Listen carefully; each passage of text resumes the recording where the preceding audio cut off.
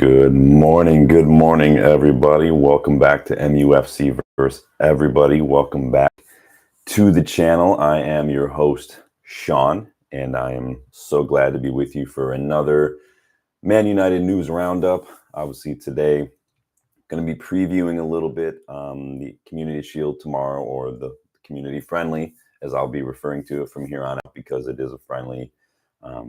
And that's just the way I feel about it. You can disagree if you want to. That's totally fine. But that is how I roll on a Community Shield. Before we do get started, everyone, don't forget to hit that like button for me. Don't forget to subscribe to the channel if you are new. And go check me out on Twitter, MUFC versus everybody. We're also going to be taking some time today to honor the late, great Jimmy Murphy. I want to make sure that the sound is working. The sound good for everybody?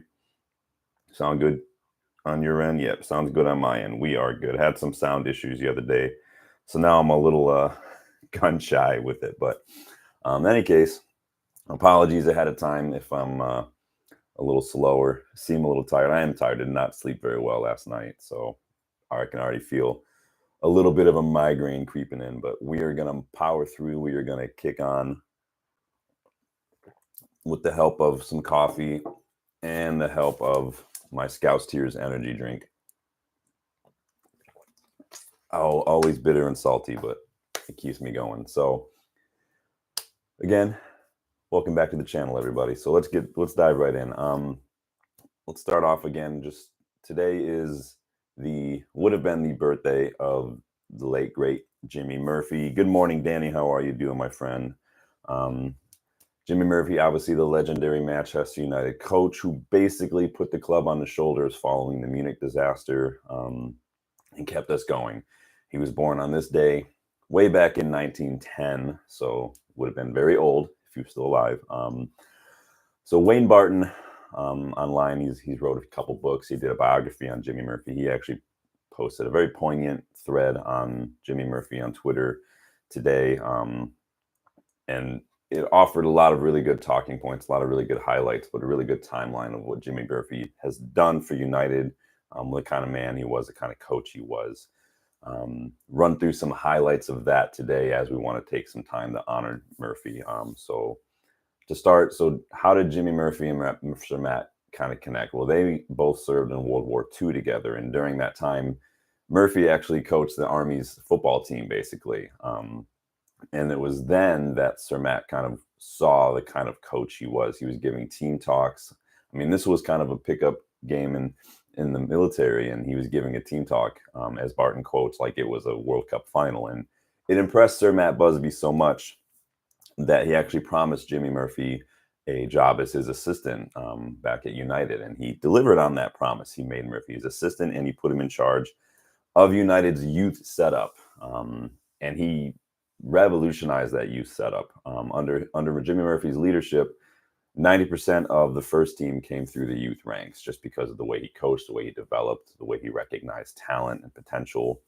When we look at United's proud heritage of youth players, the identity at this club, the foundations at this club that is built on youth, we have Jimmy Murphy to thank for it. So impressive was Jimmy Murphy as coach, as assistant, that he was offered jobs from all sorts of clubs. I think Arsenal offered a job, Juventus, the Brazilian national team offered him a job, and so did the Wales national team. He actually ended up taking the Wales job in 1958, took him to the World Cup, and that's why he wasn't on the plane during the Munich air disaster.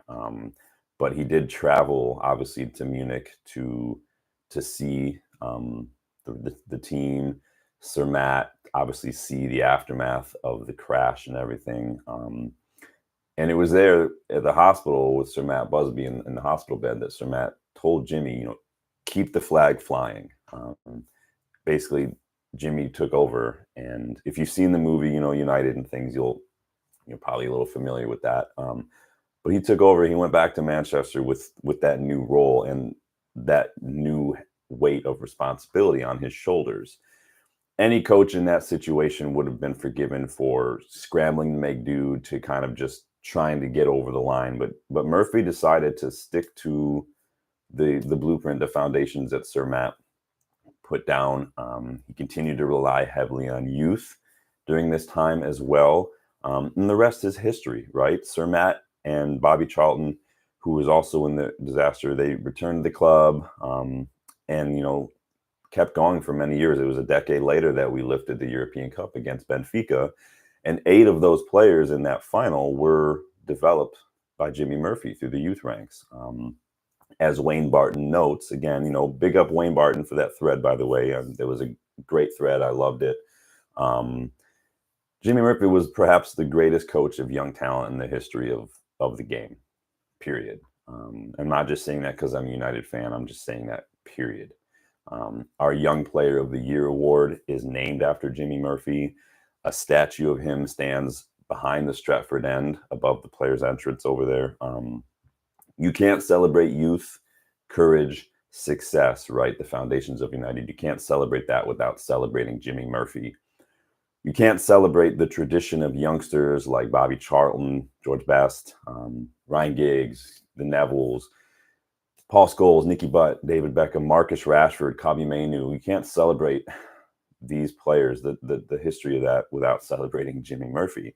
You can't celebrate Manchester United without celebrating Jimmy Murphy. So he is the man who made our football heritage. He's the man who developed so many amazing players, the man who kept the red flag flying high. So rest in peace, Jimmy Murphy. Happy belated birthday. Happy birthday to you, born on this day in 1910. So big up Jimmy Murphy. I know we're so proud of our youth heritage at United, and again, he's such a big part of that. So rest in peace, Jimmy Murphy. Moving on to a little bit of transfer news today. Some interesting things coming out, some of it good, some of it bad. Then we'll take a look at Erik ten Hag's comments ahead of tomorrow's Community Shield match against City. So starting with Sander Berge. We've talked about United interest in Sander Berge throughout the week. There's reports that we're interested, reports that a $25 million total package could get the deal over the line. We've talked about a lot of this. So United Muppeteers reported this morning that there are indications from people close to Berge that his potential transfer to United is moving forward. Make of that what you will. It's anyone's guess what that means. Everyone's going to have a different interpretation. But according to United District, United are planning to bring in a midfielder. In fact, the report says at least one midfielder. There's still options out there. Rabiot on a free, Amrabat on a cheap, obviously Sander Berge. We wanted Ugarte, doesn't know if we're going to get that. There's talks we might be hijacking this Yusuf Fofana deal, linked with João Gomez, linked with Andre at Fluminense, linked with a lot of midfielders. It sounds like we're still planning to bring in at least one. We'll see what happens. What are you guys' thoughts on Sander Berge? Obviously, we've talked about that a little bit. Sounds like McTominay is key in a lot of this, but we'll see what happens there. A new centerback name has been linked with United, though. So he's not new if you've been watching the channel, because I mentioned this guy a few weeks ago. But this is coming from Spanish journalist Maximo de la Cruz Ramirez, which was also reposted by MUFC MPB as well. So he reports that United have initiated initial contact with free agent defender Mario Hermoso. I remember me talking about him a few weeks ago, how he's a free agent, spent several years with Atletico Madrid, left-footed, left-sided center back, has played in the back three for the last couple of years under Diego Simeone's kind of tactical revolution, and looks really good. Gets forward a lot, good progressive defender, good recovery pace. Sounds like negotiations are in the initial phase. So report is that he's asking for a gross salary of 6 million euros and a 3-year contract. I think he's like 28, 29. I've always liked Hermoso. I think he'd be a really good defender. I'm surprised that someone like Real Madrid maybe aren't looking for him. They do need some help defensively, I think. He's free, but we'll see. What are you guys' thoughts on Hermoso? Do you know a lot about him? Do you like him? Do you think picking up a free agent defender could be? I mean, it's interesting that we're chasing De Ligt. We put offers in for De Ligt. We put offers in for Branthwaite. Maybe we are so skint that now we're looking at a free agent defender. So good morning, Nick. How are you, my friend? Good to see you. One defender who we were linked with, and of course, we're not going to get, right? So fuck you, UEFA. But Jean-Claire Todibo, right? It looks like he's going to West Ham. Here, Romano's here we go. Ornstein Bamba confirmed. He was linked to Juventus. That didn't happen. Sounds like West Ham. West Ham are really starting to make some moves this summer. I think they're really pushing hard, trying to get a spot in Europe next season, trying to finish strong. We'll see. That's going to put a lot of pressure on Julian Lopetegui. They have some good players already. They lost Declan Rice, obviously. They have Kudus, who's very, very good. They just picked up Kilman, who's not great, but they're strengthening. And so Corriere dello Sport reported now that Juventus they've switched from Todibo, and now they're actually monitoring Harry Maguire's situation after missing out on Todibo. So that's interesting. When I think Harry Maguire, I don't think of Juventus, honestly. I think he could probably suit the Italian league. We saw Chris Smalling go to Roma and do very, very well under Jose. But what do you guys think? Harry Maguire to Juventus, do you buy it? Do you think that's happening? Are you still pissed about missing out on Todibo? Because I am. I'm not going to let that one go for a while. That's one of the stupidest transfer disappointments of the last several years for me. But sticking with Corriere dello Sport for a little bit, they're also reporting now that AC Milan are looking at Manu Kone. So remember we spoke yesterday that we were linked with Manu Kone, who is very cheap, like 30 million right now. Obviously very popular for the last couple of years, along with Kefren Turam, kind of the two names that everybody was kind of clocking for a while. The feeling is from AC Milan that they will not be signing Yusuf Fofana. Now, remember, United have been linked with a late hijack for Fofana as well. So what does this mean that, that they're switching, that AC Milan are kind of moving on from Fofana? Are United kind of ahead of the queue? We were the only other name really linked with him. Make of that what you will. Would you want Fofana? I know we talked about that the other day. A lot of people would take him. 1 year left on his contract at Monaco. Good midfielder. He's not your straight up number 6 like Ugarte. He's not going to be that deepest kind of last line of defense before the defense kind of mentality, win the ball back. He gets around the pitch. He causes a lot of problems. He's really good at ball progression, really good at linking up play, especially in the progressive manner. He's just not that guy who's going to hold, break up the line, and then pass it. So it could be good, could be bad. Who knows? We know that Ten Hag wants to play a little higher line. He wants to win the ball higher up the pitch. Fofana is quick. He's good at recovery, so that could help maybe in terms of stopping that hole in our midfield in terms of having someone who can recover, unlike Casemiro. But so maybe he can improve a little bit from the defensive standpoint. Maybe that, I don't know what the plan is, but Fofana and Berga, would you guys take that? Maybe if McTominay goes, Fofana and Amrabat. Let me know your thoughts on where that is. How's everybody doing this morning? What are you guys getting up to today? How's your guys' week going? I did some disc golf yesterday. Do you guys ever play disc golf? I'm a big fan. I played yesterday. I did pretty well. I got 4 under in my second round, so I'm proud of that. But I'm feeling it today because it was so sunny. I got a little dehydrated. My eyes are really sore. Well, let me know your thoughts on midfield situation. Fofana, Berga, Amrabat. A lot of names being linked. One name who might not be leaving Old Trafford is Antony. It sounds like Antony is maybe in plans for next season. So we did see some reports linking him to interest from the Saudi League. But he made some comments promising that this season will be different. And in fact, he said one of his assigned tasks was to improve his right foot. You'll forgive me for not celebrating the news. I'll back any player who puts on a shirt and sets out on that pitch. I'll never boo players. I'll never hope a player does poorly. I'll never do anything. I'm not one of these fans that's like, oh, I hope we lose, so Ten Hag gets sacked, or I hope we do this, I hope we lose, so the owners will see we need a player. I'm never going to be that guy. And so even if I don't think Antony is good enough, even if I gave him time, even if I think that the league is too much for him, if he puts on a shirt and gives his all on the pitch, I'll support him. I'll celebrate him making a play. I'll celebrate him scoring a goal, providing an assist. I just don't think he's cut out for the league. And I think he's I think the league is just too physical for him. From the player I watched at Ajax to the player I've seen now, what it looks like Antony's biggest issue is confidence.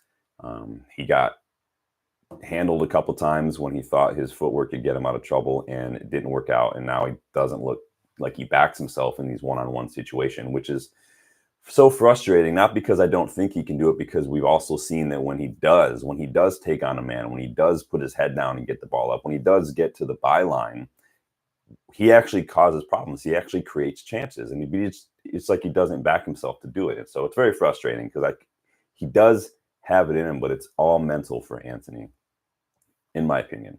So Danny B says, Fofana, Amrabat for me. Busy working this morning. Yeah, how's that back doing, bro? I also randomly, I don't like, sometimes I'll point out something that other clubs do as it relates to some things we've talked about. But I just saw before I went live that Brighton have sold Deniz Undav to Stuttgart for 30 million. So this is why I say, yeah, 20 million offer for McTominay is a bit of a piss take from Fulham. Undav was sold for 30 million to Stuttgart. Where is Stuttgart getting that money? How are you getting 30 million for Undav? I mean, I'll still take 20 million for McTominay right now if it's the difference between strengthening a squad or not. But that's why I say 35 million for Emile Smith-Rowe, like 30 million for Undav. No, we're getting 30 million for McTominay. That's market value for McTominay at minimum if you're looking at comps, basically. I'm treating this like a real estate agent right now. But I saw that and was like, what is happening to the sport? It's bad enough when guys like Mbappe are going for so much, but then you've got guys like Undav and Emile Smith-Rowe going for that. Like, that's insane to me. So it is what it is. That's about it for some any major transfer news going on right now. Let's take a look at some key points from Erik Ten Hag's pre-match presser ahead of tomorrow's friendly against City. Yes, it is a friendly. Be mad about it. I don't care. Like I said yesterday before I went live, I wanted to touch upon it yesterday. Obviously, you probably looked at some of the quotes yesterday. I was busy in the afternoon, so I didn't have time to get to it yesterday. But we are here now. If you're new to the channel, as we're heading into the season, basically, I will try to wait till the pre-match press conference, to the pre-match like team news and things like that, before doing my preview of each match throughout the week, whether that's Europa League, Cup finals, or Cup games, or League. I will try to wait until I get as most recent news I can before I give a preview. And that might not always happen just because of my schedule, but that's when I'll try to do it. So moving forward, usually the day before I'll do the preview. I'll usually do an initial reaction the day of the match. So it might take a couple minutes. It might take a couple hours depending on where I am when I'm watching the match. And then usually the day after the match, I will do like my 3 thoughts on the match kind of a thing. So moving forward, that's what we'll do. So just so for anyone who's new to the channel, that's how I usually roll. So again, it's a friendly. I don't want any first-team players involved. Like I said yesterday, scoff at that if you want to. That's fine. Everybody's got an opinion, but I'm sick and tired of losing players to injuries in friendlies. I just am. So hit the like button if you're frustrated with our injuries and you don't want to see a whole lot of first-teamers in the squad tomorrow, because I'm just not happy about this. On the injuries, Ten Hag did give us a little bit of an update. So Harry Maguire, he said Harry Maguire missed Liverpool, was a precaution, but he's still a question mark. So we have to see if he's fit enough or not to be available. Victor Lindelof, but he's also a question mark. Wan-Bissaka is a question mark. Luke Shaw is question mark as well. So they're going to assess them today, it sounds like. He also said Xerxes isn't fit, is as fit with the rest of the squad. He's only had 1 training session with the squad, so probably won't start. He could still get minutes tomorrow from what it sounds like.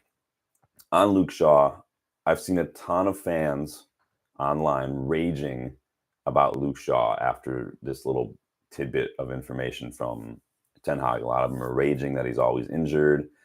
I've criticized Luke Shaw's injury record. I mean, I can't blame the guy for being injured. You can't control that.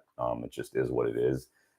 But it's not criticizing. It's not blaming him by simply pointing out the fact that he's missed pretty much half the matches that he's been here for because of injuries. That's not personal. That's just a fact. It is what it is.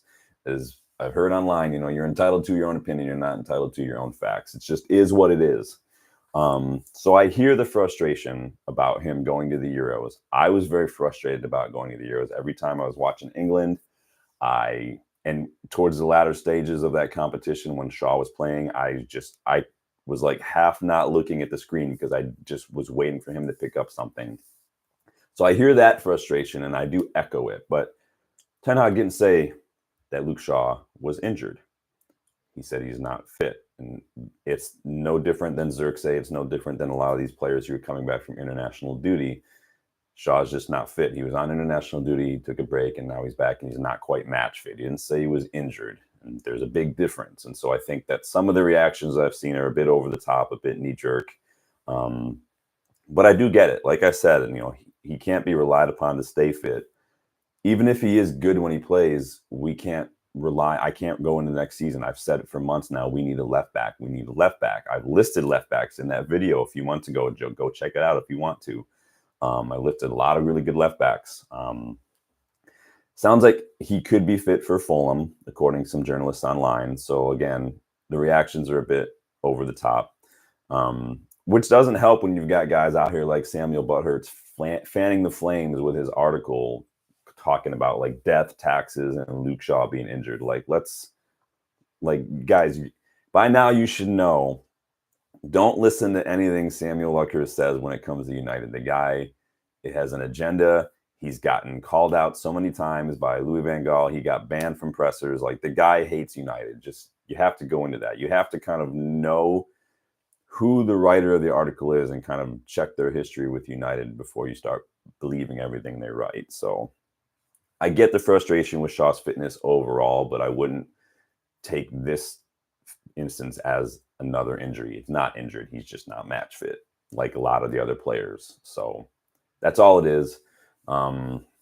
Speaking of players returning from international duty, Ten Hag commented that their fitness and preparedness will be assessed on an individual basis. So as guys like Dalot, Garnacho, Bruno, all these guys are coming back, they're taking a look at them on an individual basis. Danny B says, Luckhurst and Sam Stone are toxic.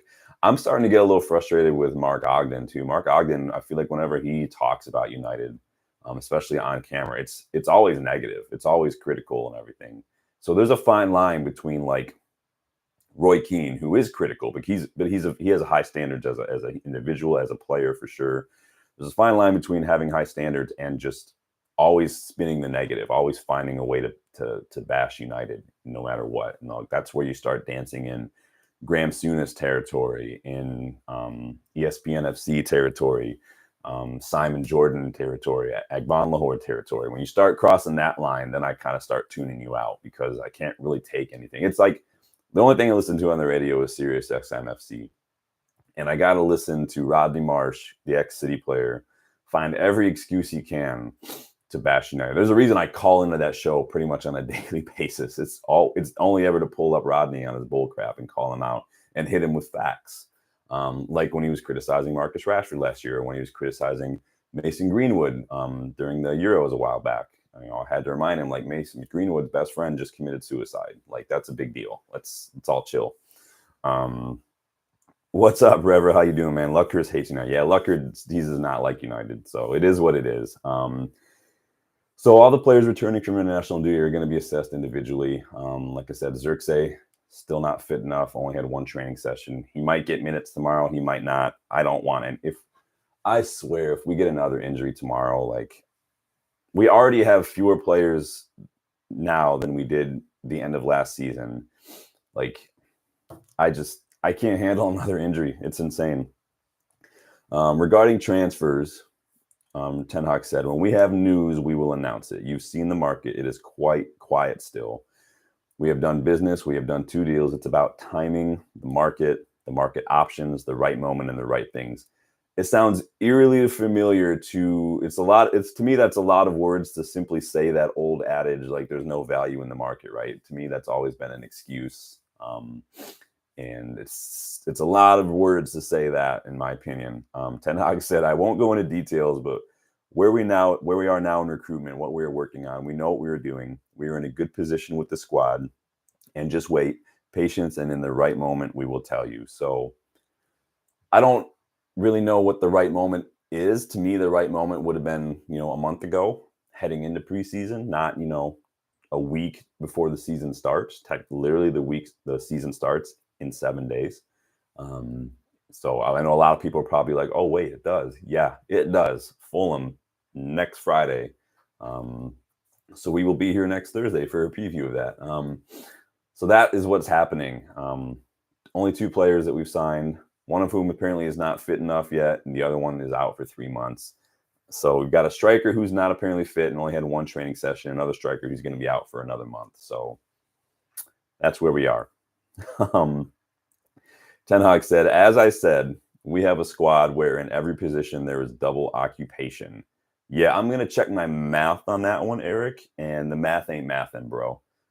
Double position is when we've got 1 striker, right? We don't have double position anywhere. You're trying to sell Wan-Bissaka, so you don't have double position in right back. Malacia is not fit, so you don't have double position in left back unless you're somehow counting Amos. Collier, I don't count as a 6 because he's literally played, 3 or 4 preseason matches. So we've got 1 number 6 in Casemiro. I mean, starting to fall apart the more you deep that. River says, "There's still 3 weeks left. I think we'll see a lot of transfers in the Premier League." I mean, a lot of teams are making moves. Obviously, Liverpool haven't really done a whole lot yet, but they already had a strong squad. Arsenal signed anybody yet? I don't feel like Arsenal have signed anybody yet.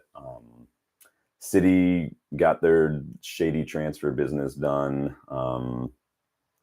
Who else? Chelsea. I mean, Chelsea have not, like we said yesterday, Chelsea, at the time of yesterday's video, Chelsea had 45 first-team players in the squad, and they've signed a couple more since. So it's going to be funny when Chelsea turn into the Barca in a couple of years and just have to start renting out their stadium for weddings and getting levers and all this stuff, and putting off paying their players and asking their players to take wage cuts and stuff. It's going to be hilarious. But yeah, there are still 3 weeks left, Rever, of the transfer window. But I think that I would have really liked to see a more proactive approach.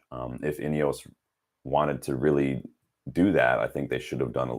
Then again, the hard part, and that's why I said from the beginning, before the window even opened, was the most important thing was going to be getting Ashworth Barada in ahead of time. And we haggled. They were on gardening leave when we could have just gotten it done. And so it's frustrating. But you're right. There are 3 weeks left. I think I would have we've seen the last several years that we wait too long to bring these players in when they could have meant the difference in the first couple matches of the season between gaining points or dropping points. So it is what it is. Rever says, "I hope Martinez is 100%. Did he come out unscathed in the Copa America?" Seems like it.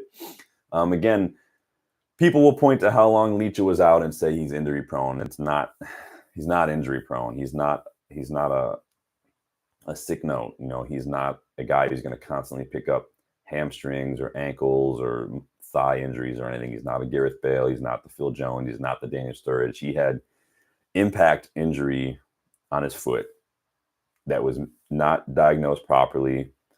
And he started last season slow, you could tell. And then he had to go back out to get more further treatment. Came back, another impact injury on his knee when a West Ham player literally tackled him and fell on his knee. These are not freak like I don't mean like freak. They're not like these recurring little niggles that players get like Shaw does. This impact injury. So it's random. It happens sometimes. Same with Eriksen. Same with Donny Van de Beek. Still mad about that one because that wasn't even called a foul. He did come out unscathed. It seems like he is back in training. I think it's a busy off season for these players. There really wasn't an off season for some of these guys, and that's why we're struggling too.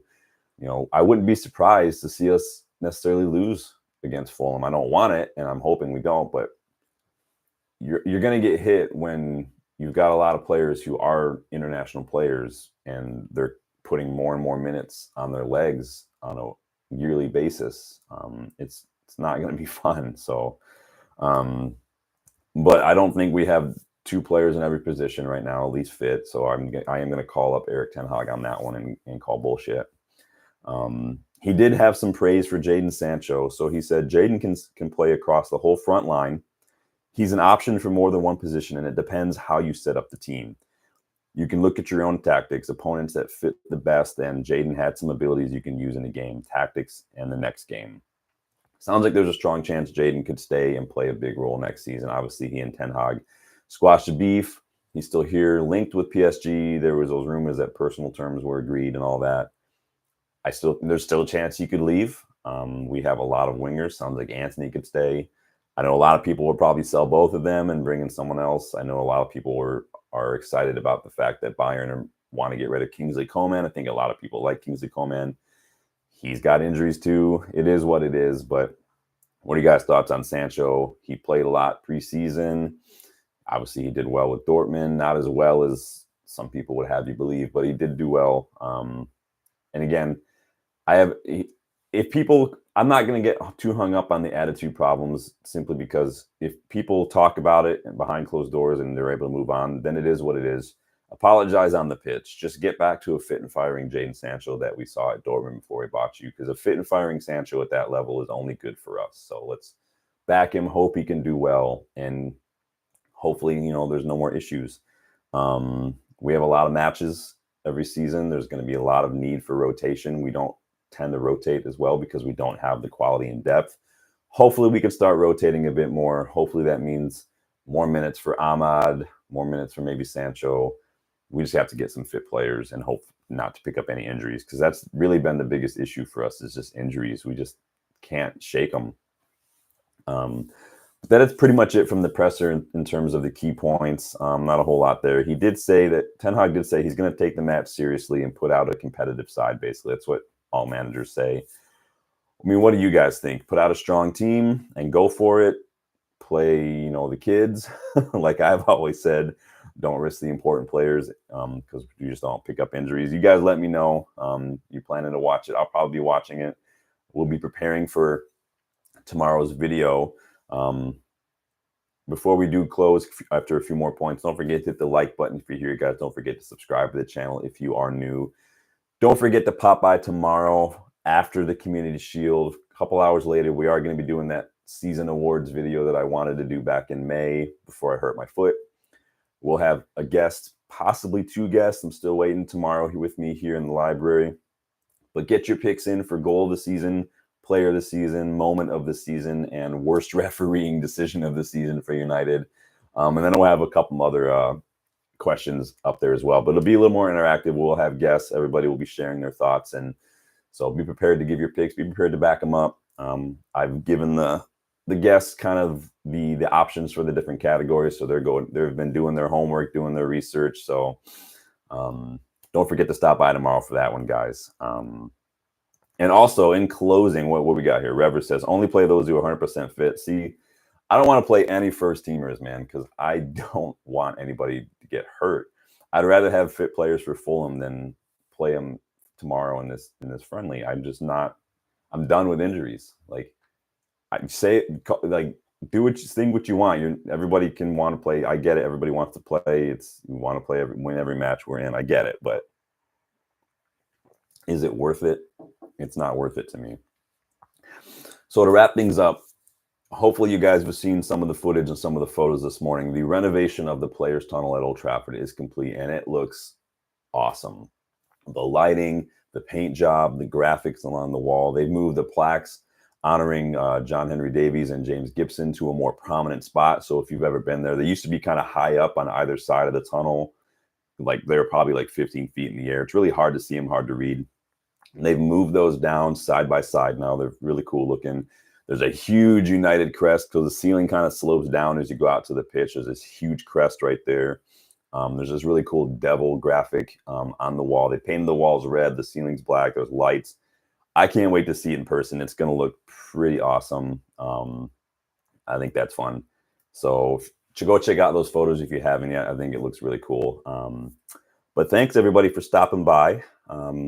Give me your thoughts on transfer news. Give me your thoughts on the Ten Hag's presser ahead tomorrow. What are your predictions? What are you hoping to see? What do you think the starting lineup is going to be? Again, my interest is and my enthusiasm is limited simply because I don't care as much about tomorrow's match as I do about Fulham. And so I'm looking ahead to Fulham, which means I don't want to see too much craziness tomorrow. But that's just me. So thanks everyone who stopped by today. Danny, Nick, Rever. Danny, enjoy the rest of your day at work, my friend. Don't forget to come back tomorrow, guys. Tomorrow, it's probably around 3 o'clock or so my time. Tomorrow, we're going to be doing that fun awards video. So come check that out. I'd love to have you guys in here. I'd love to get your guys. I want you guys to get involved. Help us kind of make our picks for those and vote and present those awards. Present the awards. We're just going to say who won. But check that out tomorrow, guys. I really appreciate it. Like the video, subscribe to the channel again, and I will see you guys tomorrow after the Community Shield. Take it easy.